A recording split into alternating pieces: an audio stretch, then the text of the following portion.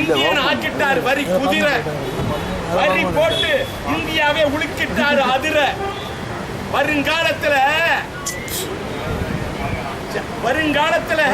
இவங்க வைப்பாங்கடா தாமரைய உதிர. வருங்காலத்துல வச்சிடாதீங்க தாமரைய உதிர. இதே நிலைமை தொடர்ந்தா என்ன ஆகும்? மக்களுக்கு அவ்வளவு வெறுப்பு. இன்னைக்கு ட்விட்டரை பாருங்க, படிச்சவங்கள நெட்ட தரங்க. இந்த ஜிஎஸ்டி வரிக்கு அவ்வளவு எதிர்ப்பு, அவ்வளவு எதிர்ப்பு. டீ கடைக்கு போங்க, தேநீருக்கு ஜிஎஸ்டி வரி. அந்த அதாவது தேயிலைக்கு ஜிஎஸ்டி வரி போட்டா 8 ரூபாய் வித்த டீ 10 ரூபாய், காபி 12 ரூபாய், 5 ரூபாய் வித்த 6 ரூபாய், பார்சலுக்கு 12% ஜிஎஸ்டி வரி. நாடு எப்படியா தாங்கும்? மோடி ஆட்சிக்கு வந்தா இந்தியனின் வாழ்க்கை